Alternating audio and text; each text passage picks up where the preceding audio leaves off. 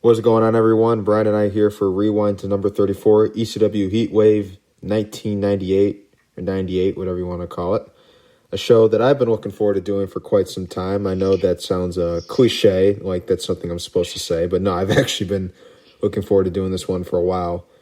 I mean, how could you not? It's not only an ECW pay-per-view, which one is something kind of like out of the norm for us to do on here. I mean, in the past, we did Barely Legal 97, which was ECW's first ever pay-per-view event, and then we also did One Night Stand 2005, which wasn't an Extreme Championship Wrestling pay-per-view, and it was a WWE one instead, but it was a reunion show, so that's at least in relation to ECW.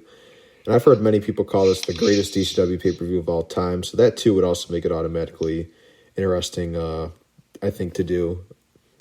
But I remember one time, this isn't about ECW or this show, but it's the same idea. I remember when we did the Royal Rumble 1992 show, I remember going into it, seeing and hearing a lot of people calling it the best Royal Rumble ever because of all the star power involved and whatnot.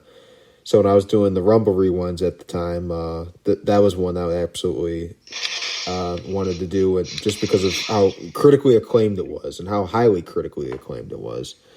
So was it the greatest Royal Rumble of all time? For me, absolutely not. But, I thought the Rumble match itself was good, or maybe it was I guess you could say it was a pretty good, but I mean, the show I thought overall was just pretty plain. But regardless of what I had thought of it, still many people thought it was great, so I went ahead and did that one because of all the positive reviews I kept seeing. And with that being said, was this the greatest ECW pay-per-view of all time? I guess you're going to have to wait a little bit and get our answer on that one.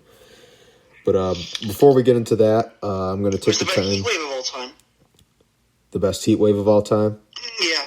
Oh, well, no, there's a 99. Oh, there is? Okay. Yeah. I don't know ECW like you do, so. No, there's a 99, but no. Whatever, it doesn't matter.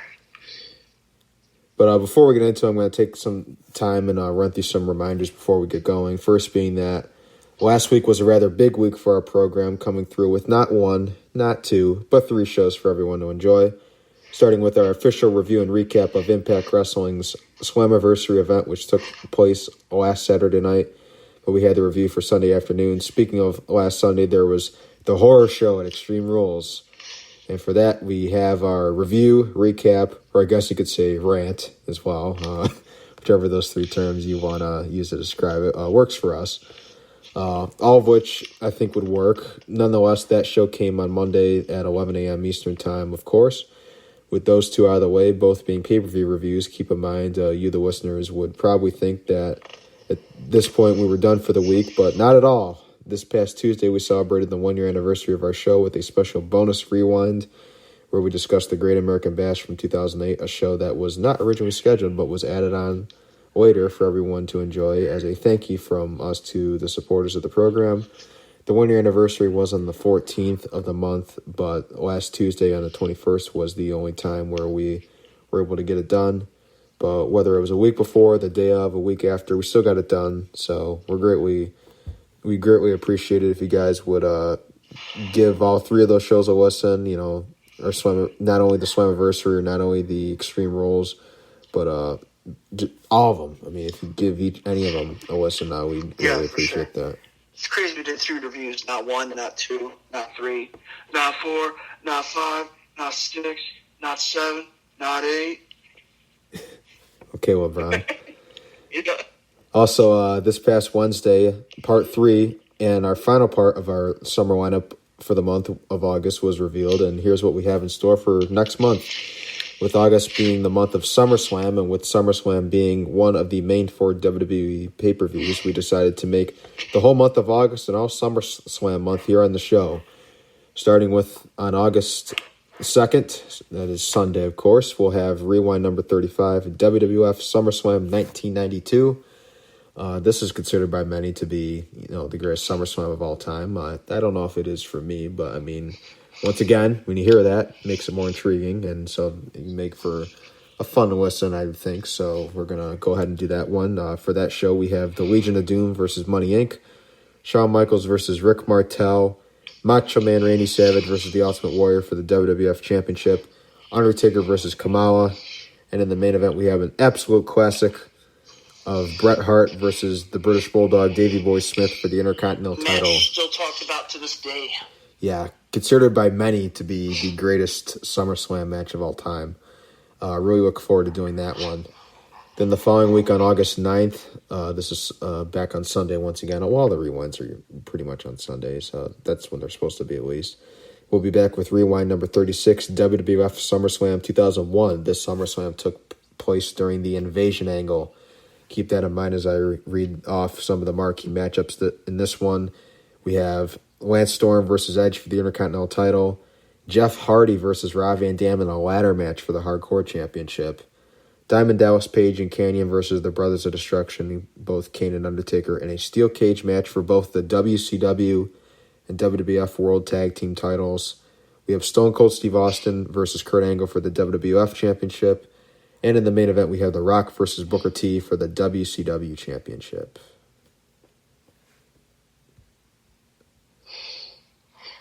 Yep. Great show. That's the thing. It's like as bad and as botched as the Invasion angle was, it did make for some really great pay-per-views, I'm not going to lie. Yeah. Some of the, just some of the matches we're able to get. 2001 was actually probably the best year ever in terms of pay-per-views. Especially in terms of business. God, those buy rates are sky high. They were just through the roof. But that's not all. August 16th, we'll be back once again that Sunday with rewind number 37, WWE SummerSlam 2002. This is more so what I was getting at for what I think is the greatest SummerSlam of all time. Of course, that's my opinion only, but and we're going to revisit this one, of course, for that Sunday. So, we're going to get into it a bit more, and then I guess I'll get to rewatch it. I haven't watched it in a long time, actually. It's at least been a few years. But, yeah, we'll be back with rewind number 37 that week. It'll be the first SummerSlam actually under the WWE banner. The previous ones had all been under the World Wrestling Federation or WWF banner. So for that show, we have an absolutely loaded lineup, starting with Kurt Angle versus Rey Mysterio in the opener. We got Edge versus Eddie Guerrero. Chris Benoit versus Rob Van Dam for the Intercontinental Championship. The unsanctioned match between Shawn Michaels and Triple H. The feud, I guess, it apparently never happened because WWE never mentions it. And in the main event, we have, on that one, The Rock versus Brock Lesnar for the Undisputed Championship. Once again, just an add, this is probably my favorite SummerSlam ever. Yeah, so I think we're both in agreement on that one. It's just such a loaded show. It's like from top to bottom. It's just so great. I still don't think. I don't think there's anything like the '92 one. That one's considered to be great by many. There's been other great ones in between also, and there's been some good ones after. But I don't think anything's better than that one. But we'll look forward to doing that one when the time comes. Then on August 23rd, the day of SummerSlam, we'll have rewind number 38, WWE SummerSlam 2007, a show which I decided to add to the list because since we've covered most of the 2007 pay-per-views, I figured we might as well cover this one as well. For this show, we have quite the interesting lineup, to say the least. We got Rey Mysterio in his return match against Chavo Guerrero. Not John Cena. Well, he is on this, but I wasn't going to read him off yet. We have John Morrison. Don't you love when you write stuff down, you can't read your own writing. We have John Morrison versus CM Punk for the ECW World title. Triple H also in his return match against King Booker. Then for the World Heavyweight Championship, we have the Great Khali defending against Batista. And in the main event, we have John Cena versus Randy Orton for the WWE Championship.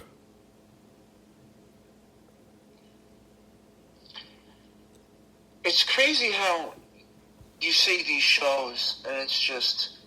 And like I said, actually, SummerSlam is probably... I actually like SummerSlam more than WrestleMania. I think it's because, once again, you have the nice weather. Just I feel like... I don't know if matches deliver more. I don't know what it is. I think I just prefer the atmosphere of SummerSlam more than WrestleMania. And I think that's just me, but I don't know. I like SummerSlam a lot, too. I don't know if I like it necessarily more than Mania, but I guess it does have, at least nowadays, they kind of give it that second Mania feel where it definitely feels like it's definitely the second biggest show of the year. I still think my favorite's the Royal Rumble, personally. Yeah, Rumbles are cool, obviously, just because of the main event, but... That's just, like, to me, like, the greatest gimmick match ever. Like, I just absolutely love it. Like, even the ones that aren't, like, the greatest to me are still, like, good, you know, for the most part. So it takes a lot for there to be, like, a really bad Royal Rumble match. But, yeah, so we look forward to doing that one. And then that's not all. We're not done for the month. Then on Monday morning at 11 a.m. Eastern Time, we'll have our official review and recap of both NXT TakeOver 30 and SummerSlam 2020. Yes, a double show. We've done one double show in the past, and that was for NXT TakeOver, NXT UK TakeOver Cardiff and AEW All Out 2019. We don't have any matches for either one yet, so I'm not going to say any further more on that. Well, I guess there's going to be a ladder match to crown the new North American champion. We don't know who's going to be in that one yet. So we don't know anything about the show yet, really. Yeah, that's why I just named that off real quick. But yeah, we're going to do a double show because I really want to do that rewind that weekend, and I figured that if we don't do the NXT TakeOver review for that Sunday morning, it'll just give us more time to have like our thoughts for that one ready. And then we'll do like the SummerSlam one right after that. So I think it'll just give us more time, and it'll just be like, I don't know. I think it'll just make for a great like double show, and it's like a weekend of WWE shows. So I guess so for the NXT fans and the people who look forward to SummerSlam, which I think it'll just make a fun show out of that. So that's how we're gonna do it this year. But after SummerSlam this year, we've got to be done, right? Wrong. Despite SummerSlam this year being on the 23rd. On the 30th of August, we're going to give you one more SummerSlam rewind, because why not? It's an all SummerSlam month. And there's another Sunday in the month as well, so we're just going to give you one more. And for that one, we're going to be continuing with our string of 2008 pay-per-views, because what's a month without a 2008 pay-per-view on this program in 2020, right? We got to do a 2008 show. Yeah. It's a rule. And so we're going to do SummerSlam 2008, and for that one, we have a pretty solid lineup for that card. There's going to be a couple matches on there that people might scratch their heads on, but, it can't be perfect for the most part. We have CM Punk versus JBL for the World Heavyweight title, John Cena versus Batista, Triple H versus the Great Khali for the WWE Championship, and in the main event, we have the Edge versus Undertaker Hell in a Cell match. A storybook ending to a rather classic rivalry from 2008. Yeah, for sure. So, once again, to close out the month, rewind number 39, WWE SummerSlam 2008. Well, we'll be up to rewind number 39 at that point. I actually was looking at it before we got into this one. I just discovered that this is actually the 60th show that we've ever done on this program. That'll be this show. That'll be the 60th one we've done. So, wow.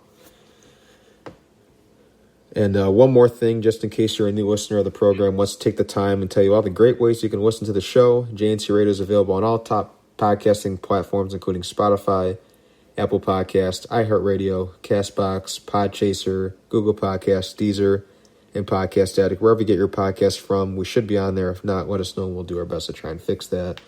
And if you happen to listen to us on either Spotify or Apple Podcasts, be sure to follow our pages on both platforms. If you're a Spotify user, follow JNC Radio on there. If you're an Apple user, you use Apple Podcasts, subscribe to us on there as well.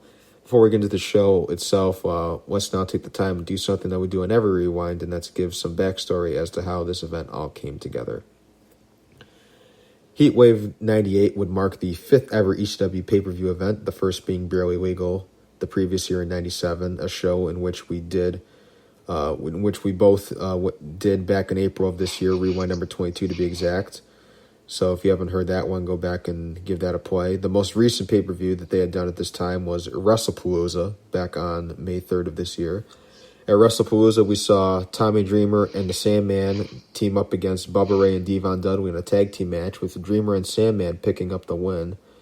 Then on the May 14th show, an ECW Supercard event held in Queens, New York called It Ain't Seinfeld, the Dudleys, Bubba Ray, Devon, and Big Dick Dudley would face Tommy Dreamer, the Sandman, and Spike Dudley in a 6-man tag team match where the Dudleys would pick up the win.